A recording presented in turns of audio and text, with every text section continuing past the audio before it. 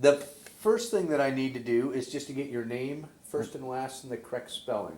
Okay. So if you could... Donald, L initial, Alward, Alward. And I finally figured out why. All my World War II vets always give me their middle initial, and they said, well, it was because there may be a couple of Don Alwards or... So everybody, I've noticed that a lot of them still use their middle initial because of their time in the service. Well, I'll be darned. Yeah. Well, Lawrence is my middle name, but it's so long to spell that I never used it. Now, did you grow up here, or where did you... I was born and raised here in Port Angeles. Oh, really? Yes. Ah. We have one of the vets that kind of spearheaded this project, grew up in Joyce. Okay. That's where I started school at 5 years old. It's in the old Joyce School. Oh, really? Yes. It's kind of 1932, 27/8 to 1932 it would have been. Wally Hoffman is the gentleman's I'll name. be darned. And he was Army Air Corps. He was over in the European Theater, Schweinfurt, and some of those fun adventures. So now you have kind of a unique story because how and when did you get in the Navy? How old were you? Where were you? Well, what had happened, the war is going on, early in the war, and all the seniors were going into service, and I decided that my dad went in the Canadian Army when he was 16. And I thought, well, by gosh, if my dad could have got in the service when he was young, I'm going to give it a go. So I went down to the recruiting office and told them I wanted to go in the service, and told them I was 17. I would be 17 on my birthday. And they said, well, you got to show us a birth certificate.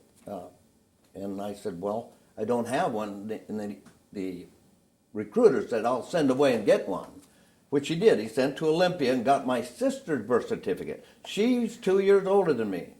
I was born October 23rd, 1927. She was born November 24th, 1925. So the recruiter, and he's come back, he says, now get this is great. I hardly ever tell the story because it's too far out. The recruiter says, I got your sister's birth certificate, but it shows that she was born in November 1925. And I said, oh, well, yes. I said, that she's my twin sister. And that's how I got in. And anyway, everywhere I went, I didn't shave then, but I was pretty well built for my age because I did a lot of swimming. And so anyway, I had the appearance of maybe a little older person. But I always walked around with a frown, macho to look older. And so that's how I ended up going in the service. My dad signed legal guardianship, and the last time my dad lost an eye in World War I. And when I got on the bus to go to Seattle, get signed up and so forth, and get on a troop train to go to San Diego, last I remember my dad, he had a big tear running down his one eye, and I'd seen him many years later. But that's the story. And I recently went over to the veterans to get signed up to be on record, And I thought, gosh, if I tell them my real age, I'll get all involved. So anyway, I have in my wallet my real birth certificate. I sent for it later, and they found it. And anyway, they kept saying, gosh, you're a young-looking 77. And I said, I don't smoke or drink. Anyway, that's how that went. That's amazing, because I think of myself at 15 years old. I was just past playing with Hot Wheels and toys like that, and here you are. I grew up in the service. I grew up with men doing men's things, Anyway, and I always said that later on, when I got married and whatever, that I was going to be like some of the parades that I seen when I was a little kid, these old Civil War guys with the big beards. And I said I was going to be the oldest World War II guys And they wouldn't call me a drummer boy either. No teeth, wrinkles, but here I am. And you joined Navy, right? U.S. Navy Reserve. I had 12 years in the Reserve, but 3.5 active during the war. And I stayed in the reserves and just to maintain my rate. So were you here in Port Angeles as a child when you heard about Pearl Harbor happening? Oh yes, I was in a math class in ninth grade, and Pearl Harbor. They were chatting about it, and our math teacher gave us the information on where it was located, and the whole world was upset, you know, and there were Army reserves here in town, and but a lot of that I found out later on, because when I went in the service, there was no blackouts here yet. There was no food rationing in '42. I mean, all these things transpired after I'd gone in the service. Huh. But So where'd you go to boot camp then? I went to San Diego boot camp, and I ended up as a signalman. They sent me to a signalman school, and when I graduated out of the signalman school, we operated with the Marines. Marines were schooled on the same base. Every morning at 4:30, everybody was out on the grinder, and the Navy was trying to outmarch the Marines and so forth and so on. And I grew up with Marines, and we get along great, and I love those guys. And anyway, when I graduated out of signal school, I put in to go in the Marine Corps because they needed signalmen. And it didn't work out that way. They assigned me to a destroyer that was just being built in San Pedro, California. The latest, the most new and fastest destroyer that was ever built then. And they called them the Fletcher class. And they were 2,100 ton destroyers. They could do 37 knots. On a shakedown cruise, we did 37.6 knots. Now that's pretty fast for the ship. Was 350 feet long, maybe a little bit more, 360 or something, and it had 350 men on the crew. Now, before I forget on this interview, I was what they called a plank owner. A plank owner is the people that put a ship in commission. They're the first ones aboard, the first ones to run it, okay? There were 350 men, right? I went to a reunion 2 years ago. There are 49 of us left. So that gives you an idea how all the World War II guys are kicking off and so forth, and evolution. Wow. Now, So you guys did the shakedown cruise. okay. Got it all ready. That became real interesting. And the reason my story in the Pacific is so unique is the fact that we were on the latest and the fastest type of destroyer, Greyhounds of the fleet. Our first duty was to pick up the USS Enterprise, who was blowing all to pieces in the Battle of the Coral Sea. We went out to Hawaii and we screened her into Bremerton, brought her in, the screening. A destroyer, the reason destroyers are used, they circle the bigger ships, were used for anti-aircraft, but anti-submarine warfare. No submarines can sneak up because we've got our sonar. And you take a big carrier, they're surrounded with 6 destroyers, and they call it a division, a unit, task unit. And with 6 destroyers, the whole area is covered with, so there's no submarines able to come in and lay a fish, you know. But that was our main job. But we took her into Bremerton. We had a little work done, and away we went out into the Pacific. And about this same time, the USS Bennington was at one of the latest carriers ever built. She was being built about the same time. Later on in my story, I guess, we joined her, and we made hits all over the Pacific. Well, I don't remember dates or anything like that.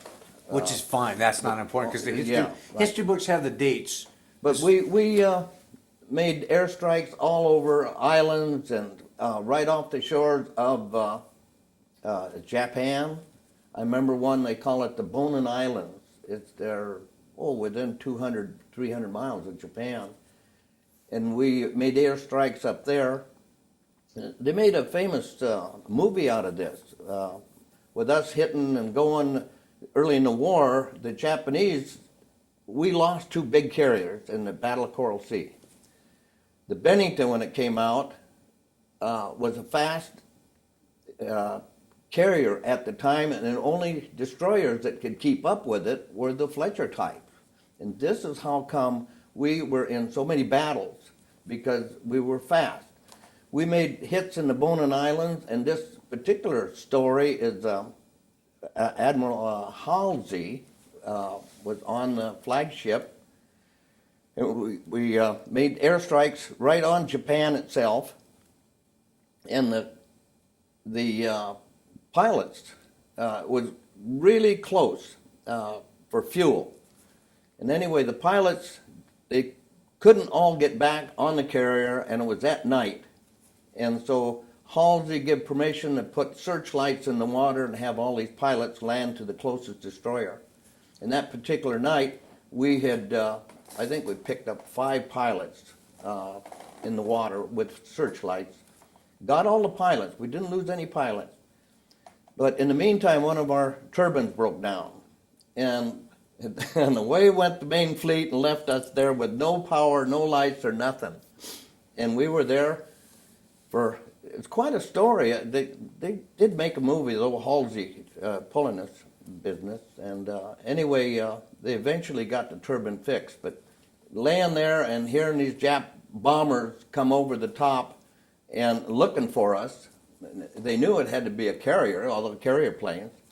And so we were in really hot water. But our machinist, apparently, it was a burnout bearing, and apparently they had honed one up, whatever they did. They got us going again. And we hightailed it back to our task unit with the Bennington.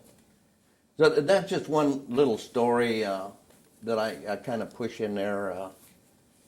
When I give talks to the high school kids, they always kind of want to know the highlights of was I ever in action or whatever. And What was generally the duty of your? Because I know to protect the bigger ship. yeah. But when you went to, because you were doing a lot of island hopping, right? Oh, you bet. Wherever there was a landing, like say Tarawa, for instance, the main ships had sent in bombers and strafing on these islands before the landings, and then they would take a couple of destroyers and send us in on bombardments. And so in the Pacific, this actually happened, the bombardments, we were sent in on Tarawa, Iwo Jima, Saipan, Tinian, Guam, and a bunch of others that I don't recall. So are you offshore quite a ways? Oh, no. A destroyer with our big guns were called 5-inch 38s. We had 5 of them, 2 forward, 3 aft. We had 1, 2, 3, 4, 5 twin 40 millimeters. These shells are about that long with tracers. These were anti-aircraft, and also they would call for phosphorus shells, say. So the guys down below decks would put in the chutes up to the guns, phosphorus shells. or we called them Buck Rogers. They'd set the fuses so when you'd shoot at aircraft, that shell would get within, I think it was 100 feet, it would explode, and the shrapnel would get the plane. And a lot of it came back down on the ship too, in real heavy kamikaze actions. But anyway, this is what we normally did. So you could, if you were firing on an island, are you like from Port Angeles to Victoria, or are you closer? Oh, no. Tarawa, the way it was built, I'm trying to think of it. Tarawa was several islands, and Bigio, I think, is what is known now as Tarawa, where the landing was. BEO or Bigio, something like that. Where the Marines went in, there was a lot of coral, very shallow, and the tide went out. They had no idea of the tides, and so all their landing craft got high-centered on the coral. But on the northeast end of that island, it was deeper water, and we were within 30 yards of the beach. Because we had sonar, could tell how deep the ship was. And anyway, at this particular time, early in the war, I was stationed, I was a gunner on a 40 millimeter. And we just went back and forth and strafed the beach. The idea of that was to draw fire from the island while the Marines did their thing. And this proved true in just about all our actions. And a lot of times on the bombardments, we'd be close on the beach. The cruisers and the battleships, I don't know, we never paid no attention to them, but you could hear them, they shoot over the top of us. We always, in action, when all this is going on, you're so busy doing your thing that you don't even give it a thought, overall. Your little war is right there where you're firing a gun or whatever you're doing. But, I've heard a lot of people say that. My war, the ground troops, my war was 50 yards that way, 50 yards that way. Yeah.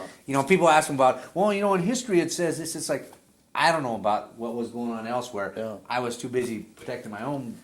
Well, later on, after, I think about the first 6-7 months or something like that, I was rated a third-class signalman. And then I was on the bridge. And from there on, I seen everything. And I knew what was going on. I had all the information. That was my job, communications. And from then on, everywhere we went, I was way up high. And technically, I had nothing to do except to take over another man's job if he happened to get hit or whatever. I used to relieve the helmsman when he had to go and take a smoke or whatever. And the helmsman, of course, is the one that steers the ship. And I relieved the bridge. I was a bridge talker. That's the guy that walks around next to the captain and repeats all of his orders. And So is that you have, as a bridge talker, you have headphones and... Headphones and talk, right by the captain, he'd commence fire, and I'd say commence fire. And that's a bridge talker. And anyway, this was part of my job. And can I throw things in? Yeah, oh yeah. Okay, as a bridge talker, the Battle of Iwo Jima, I got to throw this in because the first reunion we had, I went there deliberately to see Captain Armstrong, Captain Warren Armstrong. The Battle of Iwo Jima, he was 36 years old, he said, and all of us guys were 19 and 20. I had, by the time Iwo Jima came on, I think I just turned 17. And I'd already been overseas, 2.5 years. And anyway, I told Captain Armstrong, I said, you don't remember me, but I said, I was a young signalman and on the bridge. And I said, I had a little mustache. Now, I grew a mustache early in my career because I wanted people to think I was older. And I used to, nobody was looking, I'd burn matches and paint them black, see? Macho. even on the ship. So, and anyway, Captain Armstrong had these great big bushy eyebrows, great, huge, and he black hair, you know, and everything. And he looked really severe, but he was one fine man. And anyway, I drew that picture of him. Now we'll go back to the Battle of Iwo Jima. They sent us 4 destroyers right off of the North Beach, and we anchored there. And we previously had trained with the Marines, 4 Marines per destroyer, and they were our forward observers. They told us where they wanted to shoot, what we wanted, what they wanted to put in, like a phosphor shell or just shells that blow up and or armor piercing. They'd call the shots. Anyway, we were there from D-Day 1, the landing, and this is after that island was obliterated with Navy shells and bombs and everything. But the fact we were sent in to give the Marines time to set up their own artillery. But we were there 10 days. And in the meantime, one of the things I like to tell the kids in high school, because it's so famous, is the raising of the flag. Now, we watched the raising of the first flag on Mount Surabaki from the ship. The second one, we were too busy shooting or whatever, but the next time we looked, there was a bigger flag, and never give it much thought. But anyway, sitting there at anchor, the ship had quartered with the tide and whatever, and I had relieved the bridge talker, and we were at general quarters or battle stations 24 hours a day for 10 days. We slept on the deck and ate sandwiches, and that was just part of it. But at any rate, the ship had turned, and the number 2 5-inch 38, the barrel swung right up close to the bridge like this. And the captain's standing there, and I'm a bridge, a talker. And I thought, no, he's not going to say commence fire, because this barrel is right in front of us. And I thought, well, this old sucker can do it, by gosh, I can do it. And I gritted my teeth, and he'd say, commence fire. And I'd say, commence fire. And I gritted my teeth, and boom. And the fire out of a 5-inch 38 must be about 15 foot, just a big ball of fire. And this is the funny part, because the captain, his big bushy eyebrows were all singed. And he turned and looked at me, and he said, I guess, son, we won't do that again, will we? No, sir. Anyway, I always tell that famous story because I had reminded him of this at the first reunion. And he thought that was really neat, because he said he had completely forgot about that, and he appreciated it. And he wrote a book later on. He just recently died a year ago. He was 90, what did I hear? 92 or something. Wow. All the good guys live long. What's it like when in the ship when you fire those? Does it rock the ship or slide the ship or? Not on a destroyer, but the cruisers and battleships, when they fire a battleship, if they fire all their guns in one on a broadside, it kicks them 14 feet backwards. Now, our rifles, our big guns, when they're fired, well, you feel that tremendous shock throughout the whole ship, but it doesn't move the ship. And all those guns are tied to, well, it was the first time I ever heard the word computer, but when they have them on full automatic and they're shooting radar, they have a rangefinder. You'll see them on all the ships, great big dish on top. And anyway, this rangefinder is tied to a computer in all the guns electrically. So the ship sits there and rocks, these guns stay right where they want them. And they're tremendously accurate. Wow. Yeah.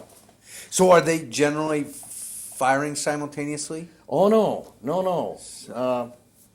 Case in point, in the Battle of Tarawa before we made a landing. This story, being that you're interviewing me and I'm telling stories, I'm going to tell you these highlights that I have told the kids in school. Our first skipper was named Robert Morris. He was a big fella, about 6'4" and probably 300 pounds. He was an Annapolis graduate too. And anyway, in what happened, we were with a task group. That is a bunch of baby carriers, smaller than the big ones. We were the screen. One of these CVEs had gotten hit from a kamikaze. Now, kamikazes were in the first part of the war. No, everybody thinks Okinawa, because we were showered with thousands of these guys, was where they first used kamikazes. Divine wind. They just headed to they just picked out a ship, and they knew they were going to die anyway, and kafoof. They can't miss unless you blow them completely to pieces. Well, the CVE was hit. They wanted to send it back to Hawaii, and there was another task unit some miles off, and they wanted us and our sister ship to screen this CVE back to this other unit, which we did. And on our way back to our main group, we were encircled with 14 Betty twin-engined bombers. They were torpedo bombers. Each bomber carried 2 big torpedoes, 20-foot jobber. Well, trying to condense this story down, this is where I grew up. I was still 15 years old when this happened. And from where I was, my battle station was on the second stack, and each side of that stack were pointer and trainer electronic devices where you sit it was like little miniature bicycle handles, and when you squeezed it with like a brake on a bicycle, it fired the guns. And you had this big sight with the crosshairs and whatever. And in the middle of that was a red glow, a cross. And your range finder, he had helmet on, and combat control would tell him what the range was on this particular plane coming in. He would set the range, and you just sat there and pulled that trigger. Okay, these planes are surrounding us, and at the end of the battle, what actually happened, two of these big fish went underneath us. When what happened, this first one came in right on the water, dropped these fish, and the gun below wasn't locked into full automatic. It was shooting off some direction or another. The kid in this director, he was on another destroyer that hit and got sunk, and he panicked. He jumped out, laid on the deck screaming, and of course my job was to take over. And so, like I say, this was my part of the war right here, these guys coming in. So anyway, I'm running the gun, and it finally got locked in where it was supposed to be. But at the end of this battle, we got, I think, three of these bombers. Our sister ship got 2, I think, and I don't recall, but we got 2 possibles also. Out of the 14, we got 5, and they got 4, something like this. But our captain did such a tremendous job at full speed and flank, and he had the ship zigzagging, we called it. And so a lot of these fish went down alongside of us, had no problem. We didn't get hit. What actually, when they got thinking this thing over, we were such a new type of destroyer, they thought we were cruisers. And these fish were set for carriers and cruisers and battleships and went right underneath us. Well, I was going to say that's when I grew up. I realized wearing the navy blue was more than what I expected. And we were in a war, and boy, I really grew up fast. Anyway, this kid, he went off the deep end. We eventually shipped him off to a big carrier where there were medications and so forth. We had several of these guys during the war that cracked up. Is that like shell shocked or war fatigue or It's the same thing. And that's it. They just, I mean, you see them check out. Just scream, lay on the deck and kick their feet and scream. Yeah, put me on my misery type thing. Yeah. But anyway, the captain, Bobby Morris, I shouldn't even say this. He was a big fella. He had a high-pitched voice. Before we'd go into action, he'd get on the loudspeaker. This is your captain speaking. And the whole ship, we got a big kick out of this. Because he wouldn't talk very much. He knew that people were laughing at him, you know. He was a mean dude, too. And me on the bridge, oh boy. One time we were in some real hot area, and he had a black fella that was his personal cook and whatever.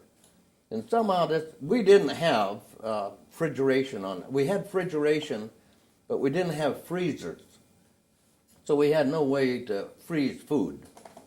Keep it cool, and you had to eat it up or eat whatever. Won't get into that. But anyhow, he had on the bridge. He had a little room where he slept. They call it a captain's cabin, and he had the door open because it's hot, 110 degrees. You know, and you could fry an egg on the deck. And this personal valet of his come up with a big bowl of ice cream. God, there were about 4 of us looked at that ice cream. You ever see a dog drool? Well, I can remember that. I drooled and wiped my mouth, and the captain, he didn't like this. He slammed the hatch, and he ate his ice cream in the about probably 120 degrees in there. But anyway, here's this hatch right here, and 10 feet away is the side of the ship where our area for our signal light was. So we couldn't run anywhere. We were just watching him eat that ice cream. Anyway, had to throw that in too. On these interviews, I don't like to get in the blood and guts type of thing. I like to tell some of these stories that are interesting and a little bit on the funny side, but sometimes you can't do that.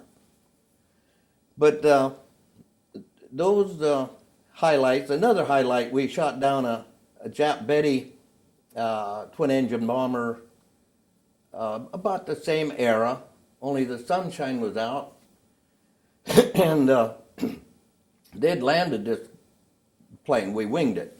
And there were 3 of these little Japanese fellas, and we'd never really seen these guys up close. And we got them aboard. They dug up 3 sweatshirts for these guys. Well, they were wearing these sweatshirts, and they were hitting down there in their ankles. You know, they were little tiny fellas. And their hands were so tiny, we thought they were little girls, you know. But all us Navy guys thought this was the greatest thing. The guys were running around getting their autographs, and these guys thought we were going to cut their heads off. And we pulled alongside of, I think it was the Saratoga, a big carrier. And they hooked up a Belcher's buoy, I think they called it, where we set somebody in it and took them over. And a lot of times we got food that way too, and ammunition and whatever, mail, the same way. Bleacher's buoy. Anyway, they thought that was the end, and they cut loose with their jabber, and they thought, no. All the sign language, you know, going to put me in and swim, and I can't swim, and all this good stuff. Anyway, that was another highlight. But the ship, the Bradford, USS Bradford 545, was one of the most decorated destroyers in the war. We were in one of the biggest sea battles recorded, Battle of Truk. That was the main place where the Japanese had most of their fleet. We had made a hit there, and they turned us loose, and we had got in. Our dive bombers had winged a cruiser, and it wasn't able to go full speed, but it didn't hurt the guns any. But they sent us in and our sister ship to get the cruiser and its screen. The cruiser had a destroyer with it. So we made a torpedo run because we also had 10 torpedoes on the type of destroyer I was on. And we shot 5 fish at the cruiser and got 3 hits. And we shot 4 fish at the destroyer and got 2 hits. And the reason being, when you're going 35 knots and making a run, you shoot these things at a fan. So if that whatever you're shooting at happens to go sideways or whatever, you got him covered. Now, when all this is going on, this cruiser was working us over with their, I think they had 12-inch shells, big guns. They had 3 of them that worked. But luckily, their boys weren't doing a very good job because they were sailing over the top of us. But there again, it was pretty exciting. And of course, we had all our 5-inch guns going. And here again, when they call for certain shells, our armor-piercing shells had an orange smoke with them. Our sister ship had blue smoke. So we could always tell our hits from her hits. But we got credit for shooting, sinking a cruiser and a destroyer, Jap destroyer, in the Battle of Truk. So can you see, when they're firing at you, are they traveling from your end where you can see them, or are they going so fast that... You're too busy shooting your own guns and machine guns to even tell what the hell's going on, what's going on, you know. And it's so noisy with all the guns going that you could never tell if somebody's shooting over. You could tell if you got hit. And, is that just, I never thought about that. Is that just an overpowering sound where it's just this constant... On our ship when we're shooting, oh yeah, it's just hilarious. I mean, it just boom, boom, boom, boom, the big ones and the machine guns. And so if we were shooting on the port side, we'd have 5-inch pointed at whatever we're shooting at, and we'd have 2 40 millimeters going at the same time. And it worked about like this. The 5-inchers could start shooting at 5 miles. The 40 millimeters, when they got in within 200 yards or 300 yards, you could start shooting. And then when it got real close, we had a section of 4 20 millimeters, they're about that long, on each side of the ship that could, cut loose. And when things got really close, like the Battle of Tarawa, where these twin-engine bombers were flying around us, dropping fish, these 20 millimeters were really going crazy. They changed their barrels about every 4 seconds as they turned red hot. So when they change, is it a rotation to change them, or do they physically have to take them off? No, they got asbestos gloves, and they grab the barrel and just give it a half twist and slap the other one in, like a lock and breech on a rifle. Same thing, yeah. Wow. But anyway... so they were that close when they were dropping the fish at you. I mean, you're... Oh, boy, just boom, right over the top of us. And, of course, all their machine guns are going, too. And, oh, yeah. If you ever watch, what is it, Battles at Sea on the History Channel? Uh-huh. I've never missed it. And because a lot of those were in there. And... the Battle of Iwo Jima, there's some old shots where I can see our ship. We were firing and somebody got the picture. But anyway, in the World War II, our ship is credited with 12 major battles. We were in they call them campaign ribbons, but what they were battles. In the first 2 years, we were in 9, and then we had to go get rebuilt. And another thing, rebuilt, they put a freezer in us. We, during the war, running with carriers, and these guys would get shot up and come back or be out of fuel or whatever, they'd always pick a destroyer to land by. And during the war, we picked up close to 72 pilots. And every time a pilot would come down in the water, we'd race to get him. And not only to help the guy and save his life, these guys always said that the reason we did that is to get free ice cream, because we'd pull alongside the carrier to return the pilots, and they'd give us about 20, 30 gallons of ice cream. And of course, we had to eat it right away because it would melt. And I run into one of these pilots not too long ago. And I was playing at a memorial, and this the bagpipes, at which I play. I was playing at a memorial, and this older fella and his wife in Squim got chatting with me because I was in my military clothes and everything. And I told him, yes, I was in the Navy and attached to the Marine Corps, because when I play the pipes, I usually have a Marine Corps blues and whatever. And he said, well, he was a pilot on a small carrier, CVE, and he says he got shot down and was picked up by a destroyer. And I said, well, you know, after all of these years, I said, I've never run into anybody. And I told him that we'd picked up close to 72. And we don't have an exact figure. That's why I say close. But anyway, he said, yeah, and did you get any ice cream? So I knew that he had to be. But it was really unique because him and his wife were looking for property to buy a new house and live in Squim. And he spent his life as a physicist. So he was a pretty smart feller. How did you, when they, if their ship got shot up and they couldn't go back and land on their ship, they would come and ditch them in the water by... Yeah. So how did you pick them up then? Did you have one of those huge cargo nets hanging over that they... Oh, we usually set a whaleboat down.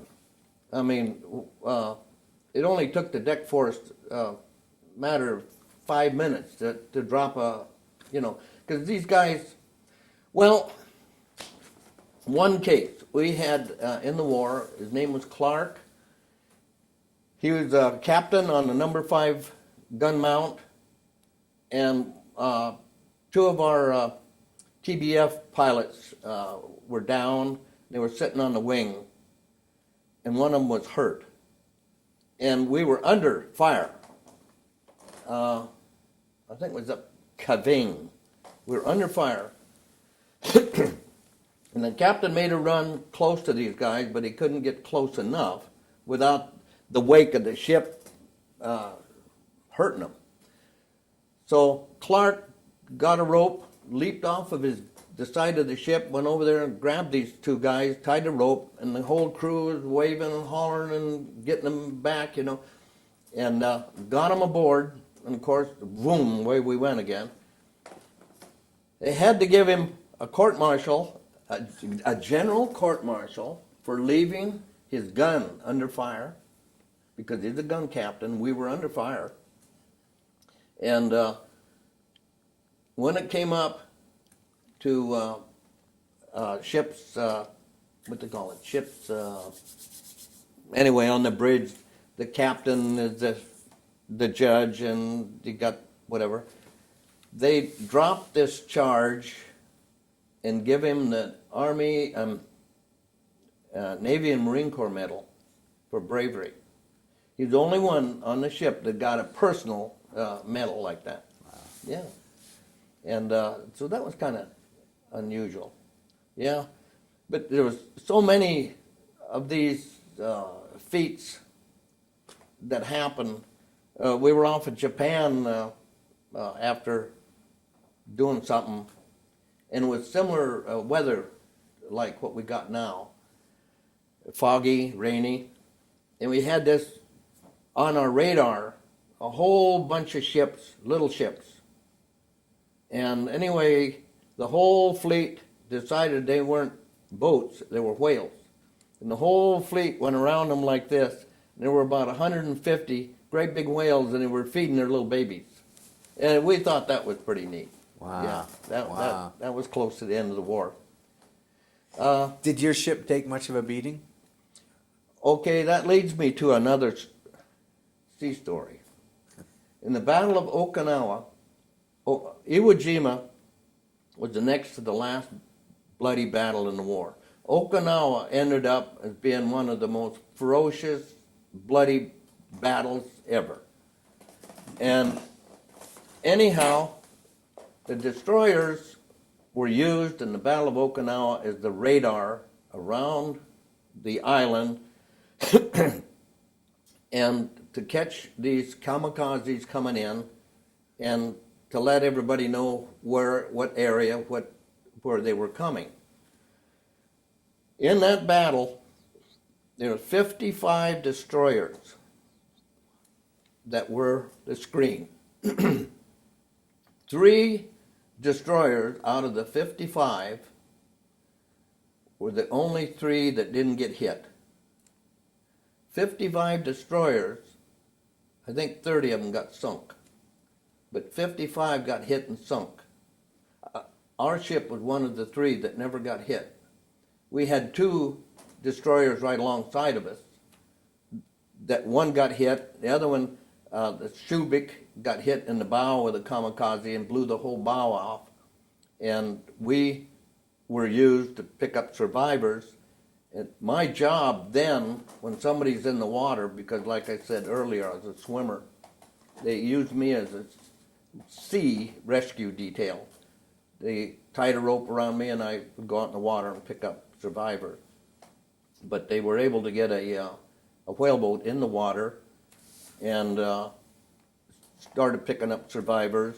And the Army had, on every picket station, they were all numbered around the island. The Army had LPDs or some darn crazy looking boat, but they put them out in the same area to pick up survivors.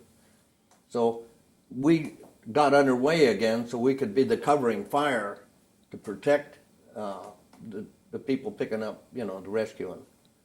And my Captain Armstrong wrote a tremendous summary of the Battle of Okinawa, where we were involved in. And we were under a lot of fire. We had kamikazes every day. We had them blowing up right over the top of it. Also on that job, we had 4 CAP fighters, Combat Air Patrol. They were manned. One day they'd be Marine pilots, the next day they'd be Navy pilots in these little Wildcats. And we were in direct communication with them and telling them where the bogies were coming in and so forth. And there were many times where we were shooting at a kamikaze, like this one particular day. We were firing at this one, just coming in on us, and the CAP was right on its tail, and everybody was screaming, "Cease fire," because we might hit our own, and it'd get pretty emotional, just screaming, "Don't shoot." Well, anyway, the dang thing, either his machine guns or ours hit. It was a Tony, anyway, here and there, and it blew up and come right down over the top of our bridge and hit on our starboard side. Another one came back on our port side, and it was hit, and the guns on our starboard side were shooting, so I don't know what was going on over there. But anyway, this other one came down on our sister ships right behind us, the USS Brown, 546. And this one looked like it was going to hit this gun mount. And all the guys on that gun mount jumped over the side. And anyway, after this quick little battle, there was about, I think, 5 of these kamikazes decided to take out our 2 destroyers, and we got them, all of them. The captain, our captain, called the Brown and says, do you want us to pick up your survivors in the water? Because we'd seen these guys jump over the side. And the captain on the Brown says, no, let them swim a little bit. Teach them a lesson. That was a real no-no. But it's hard to say what you do because I know what I did. We came in to pick up some ammunition in Okinawa. And the Army had set smoke,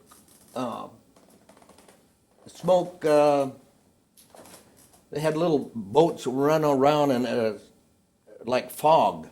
And they had the whole harbor just socked in with fog. And anyway, it was only so high because all the masts of all the ships stuck up. So it didn't do a dang bit of good, right?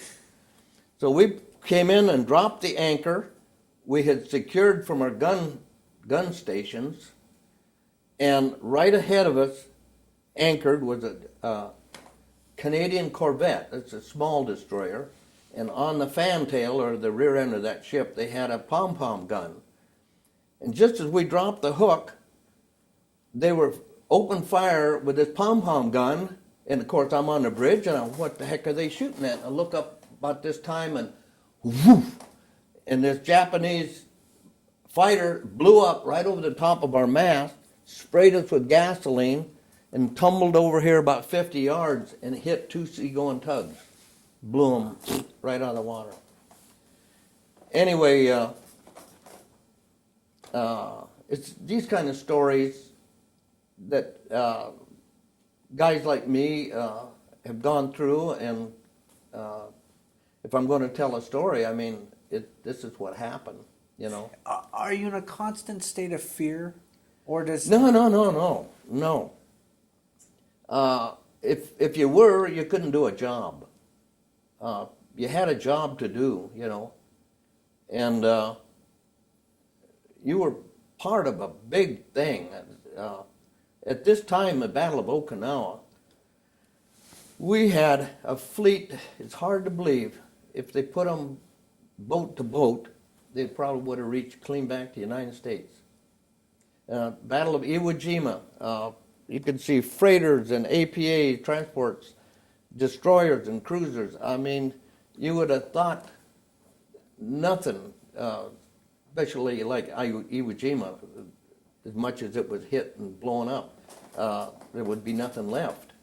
In the same way, Okinawa.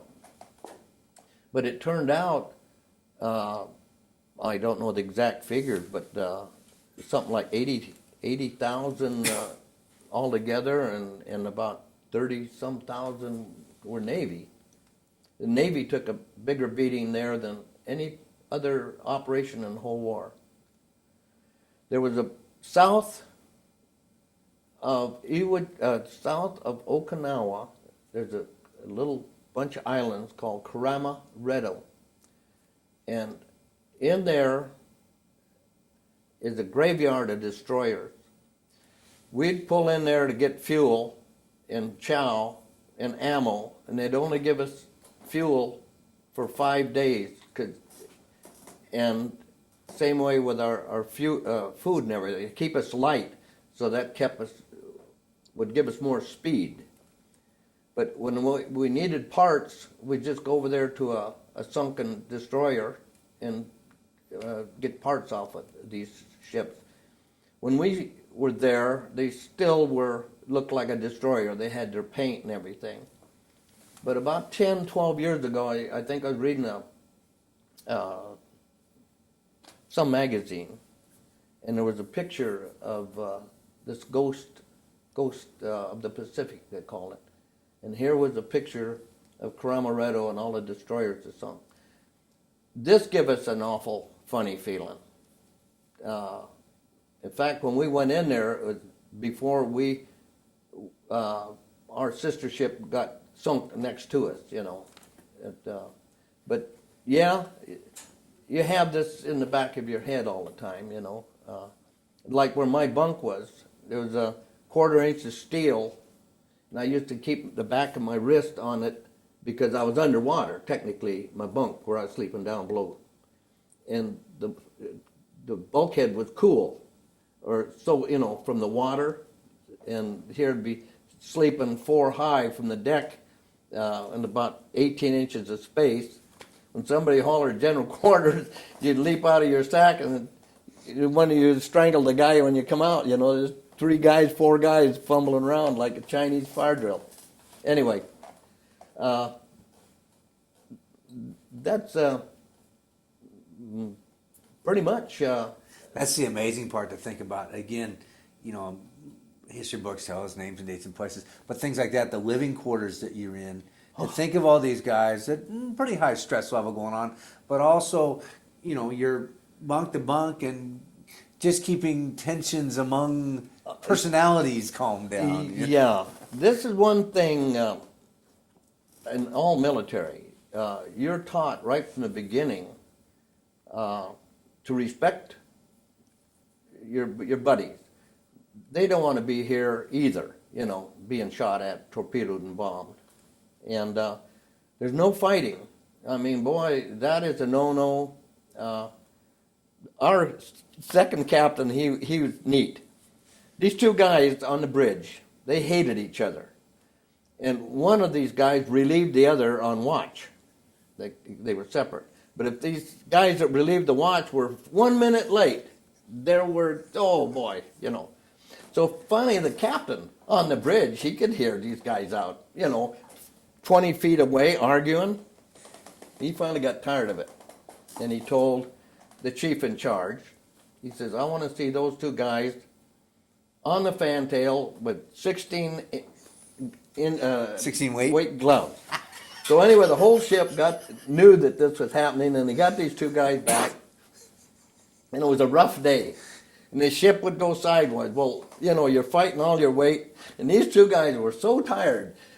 Neither one ever got hit, but they go to slug, and the ship would rock or roll or pitch or whatever it was, and the guys in the big circle would throw them back in. And anyway, that ended this, you know. They realized that it was kind of stupid, and they got their stuff together. Anyway, there's some of these crazy things that happen. Now, you talked a little bit earlier about this, and we don't need to go into too many details, but here you are, a 15-year-old boy getting in the service, and you know, I know a lot of 15-year-old kids that just go in to play sports and get in the locker room and the showers tough for them. You're thrown in an environment where you're going through boot camp and all that. So what is that like with all the medics and inspections and things like that as a 15-year-old kid? Well, the whole thing is, I think in the back of my mind is, my dad did it in World War I guess I can do it. And these guys are looking around, they weren't any tougher than I was. I felt this way. And I guess people now would say I was a little cocky. I guess I had to do that to put on an act when I look back at it. And like I say, that mustache thing, I never forget that. And eventually it grew out. You know, this mustache has been on ever since my whole life. Yeah, since it got dark. Now I should go back to the burnt match because it's white. How old were you when you got out of the service? When you came back? I think I just turned 19. So you weren't even old enough to drink yet when you got out of the service? No, not really. And you'd been over to one of the major events of history. Right. There's very, when I play and see all these veterans and everything, a lot of them wear the ribbons on their covers and stuff. There's very few guys that have ever been on ships that were decorated like the one I was on. Yeah. Wow. Yeah, it's that's why when I give these talks to high school kids and stuff, Tommy the McEwen, the one that you had here before me, him and I, we've been on different work jobs, guard duty, where our Marine Corps League gets so much money, and we we spend hours going over all these different things that we witnessed, ourselves in the war. Yeah. Yeah, there was a lot of empty spots. One of the things that stands out that I like to tell, because I have a message that I actually sent. It was after the war, about 10 days, and we were patrolling in the East China Sea, and everybody, they had what they call a rope yarn Sunday, and that's traditionally in the Navy on a Wednesday afternoon. They let everybody that isn't on watch do their thing, and it was set aside to mend your pants and wash your clothes and just generally goof off. So this particular day, and our sister ship, the USS Wiley, was cruising about 30, 40 yards from us. And we were probably going maybe 10 knots. Sun was shining, the seas are blue, and the war's over, and we're all talking about what we're going to do, and so forth and so on. And so help me God, where this plane came from, nobody seems to know, but it was a pontoon, double-winged biplane with a 500-pound bomb, and dropped that sucker right between the two ships. The water sprayed up over the deck, and everybody automatically run the gun stations. They didn't have to ring the horn or anything.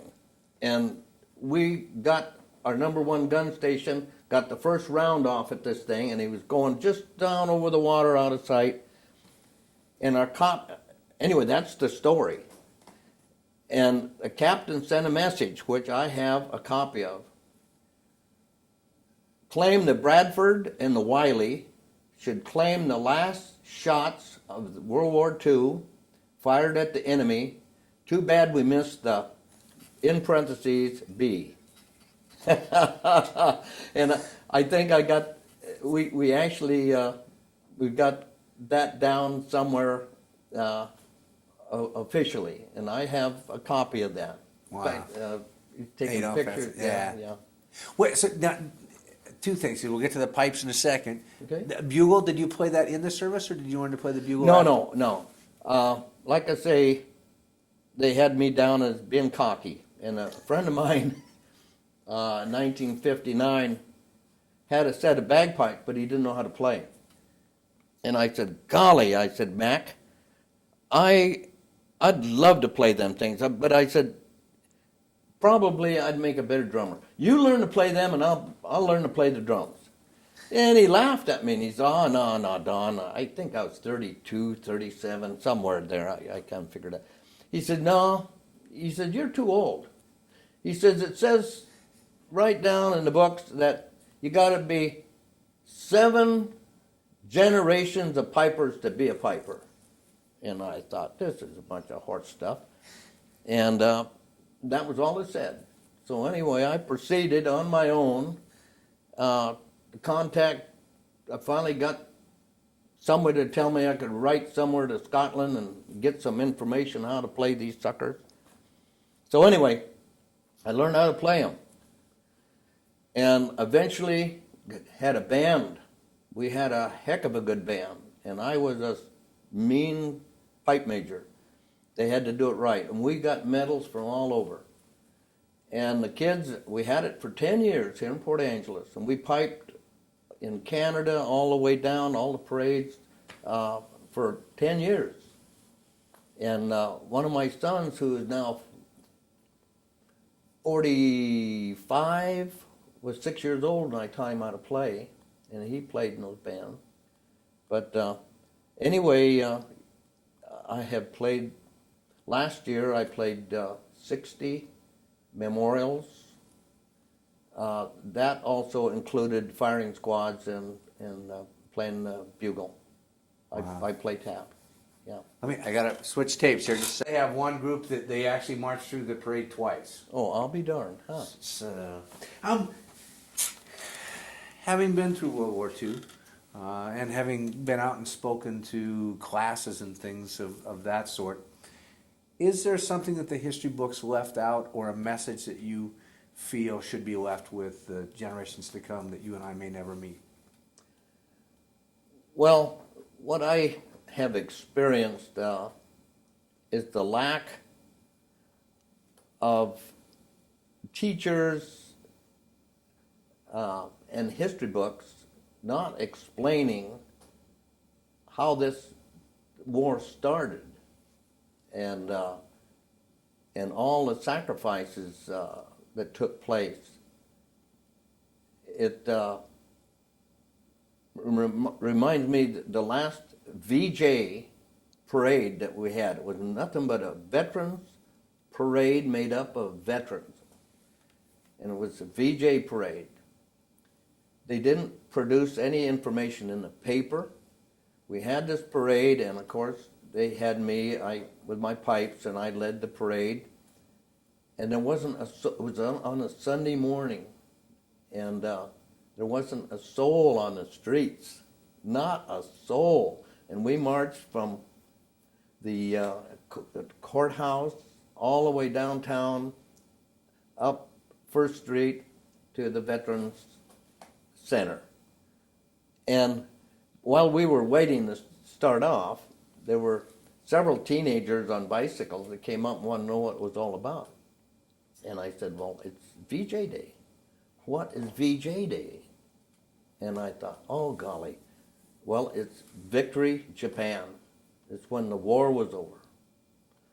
What war? And I thought, oh, what war? This is coming out of mouths of kids in high school. What war? So I think now, the way the world is going, they know what war is all about, because the media, it's all we're hearing and talking, and we just got over in Afghanistan and prior to that and on and on and on. This country was formed revolutionary days, war after war, and I happen to be in my own way a history buff. I shoot muzzleloader rifles and black powder, and the reason being because our country was formed in the Revolution against the British, and these rifles are what won the war. And here we are hundreds of years later, and we're back to the basics. Rifles are what winning the war, the ground. And World War II, I was on a destroyer. The rifles, 5-inch, 38, 40 millimeter, 20 millimeter, torpedoes, radar, sonar. This is what won that war for freedom, the war of wars. But the teachers now are the young people. They weren't taught in their high school and college. They weren't taught about World War I or II or whatever. The talks that I have given with other World War II fellows were instigated by a retired lieutenant colonel in the Marine Corps who was retired, and he's a relief history teacher. So he knows history, and especially to be a lieutenant colonel in the Marine Corps, he had to know all about the Marine Corps history, which were part of every battle, every war since the beginning, since 1776. And anyway, that's about it. Did you understand, first of all, do you consider yourself a patriot? Patriotic, I guess. I would certainly think so. Did you understand patriotism before you joined the service? You bet. I was raised in a Catholic school, and we saluted the flag And we saluted them nuns every day. Yes, indeed. Yeah, I learned yes sir, no sir from the time of first grade. I'll tell you that story. It was a Friday afternoon, it was raining. Sister Superior, oh golly, Pancratius, yeah, Sister Pancratius. She was probably about 5 foot tall, meaner than nasty. And she give everybody a piece of paper with an apple. And she wanted everybody to paint a red apple. Not this kid. I wanted a green apple. And I painted that green apple. And she seen that and she come unglued.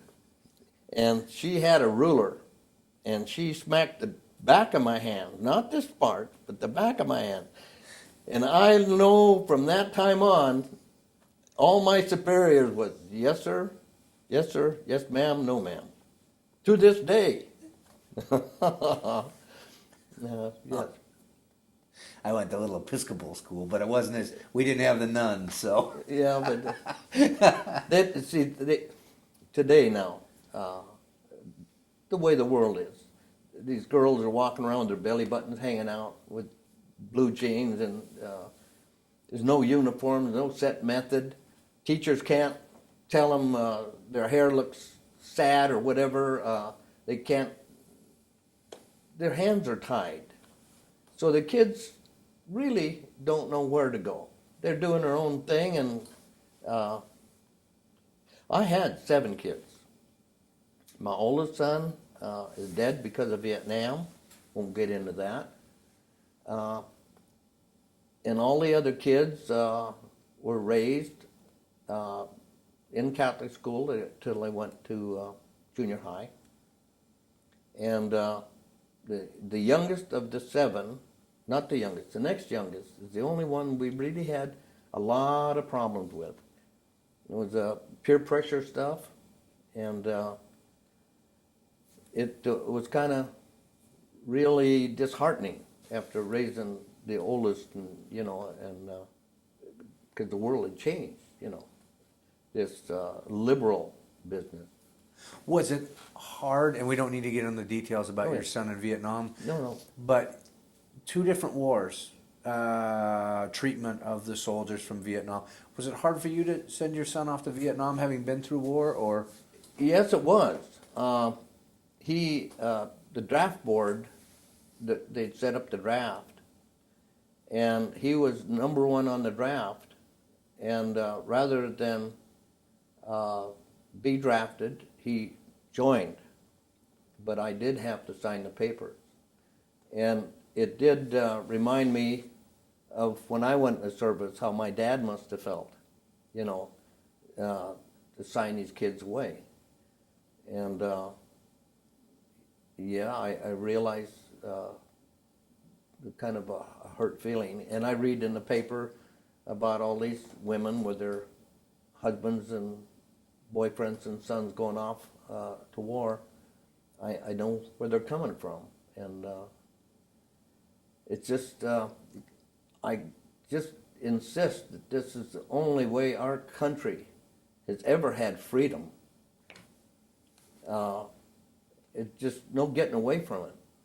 If they took all our guns away from everybody, and there would be no freedom. It's just a must. It's just a must. But I sure don't feel like our country should be the police force of the world. I think this has gone too far. The other nations have sat back and let us pay the price, and the taxpayers are the ones that are getting hurt. And it just absolutely isn't right. It's interesting because you kind of touched on it with mothers and daughters watching their husbands or children be sent off to war. And one thing, I'm talking to Tom earlier, which we also try to set up in our video, that I believe when you go to the classes and speak, to let these high school kids know that the people who went and served, you being a little younger than some, But the people who went and served during World War II would be that group right there. And the next war will be Yeah. these. Yep, absolutely, yeah. Well, I had two sons. One was Vietnam, and the other one at the same time was in Germany, worked on helicopters, yeah. And the number 3 son, well, there was no wars, period. So, but he's well aware. Oh, any kid that grows up with their dad or a grandfather or somebody that was in the military, they have their own ideas and respect. But anyway, that's about the way I got it all worked out. Well, let me untie you from that, Mike.